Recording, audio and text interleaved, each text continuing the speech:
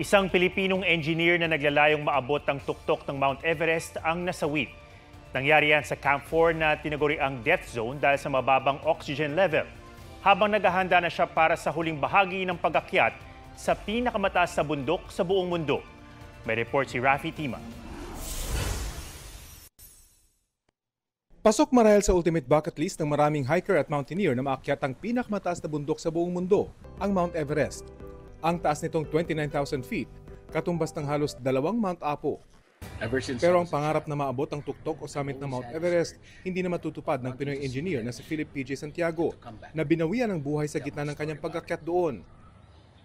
Kabilang siya sa Mountaineering Association of Krishna Nagar Snowy Everest Expedition 2025 na nakaabot sa Camp 4. Nitong nakaraang linggo, tinamaan ng avalanche ang kanyang grupo. Nawalan siya ng malay at nasugatan sa pisngi. Matapos ang 6 na araw na pahinga, binigyan siya ng go signal sa summit push ng kanilang doktor. Sisimula na po sila mag-training. Pero habang naghahanda para sa huling bahagi ng pag-akyat, binawian ng buhay si Philip sa Camp 4.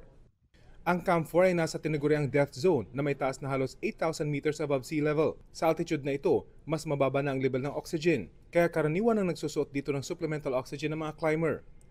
Dagdag sa hirap ng pag-akyat, ang nagyayelong temperatura at extreme weather. Sa ngayon, hindi pa malinaw ang dahilan ng pagkamatay ni Philip dahil hindi pa rin naibababa ang kanyang labi. Mula sa Camp 4, susubukan sana niyang makarating sa tuktok ng Mount Everest. Bitbit niya ang kanyang advokasya para sa Clean Water Philippines at paglaban sa children's cancer na nasambit pa niya bago ang kanyang Mount Everest hike. Cure children's cancer. Climbing Mount Everest is very little compared to the battles these little warriors are facing every day. And we aim to give attention and awareness to their plight and for their cause. Family, friends, supporters and sponsors, we thank you. Together, let's do this. Kasama niya ang pinsang si Carl Santiago bilang base camp support staff.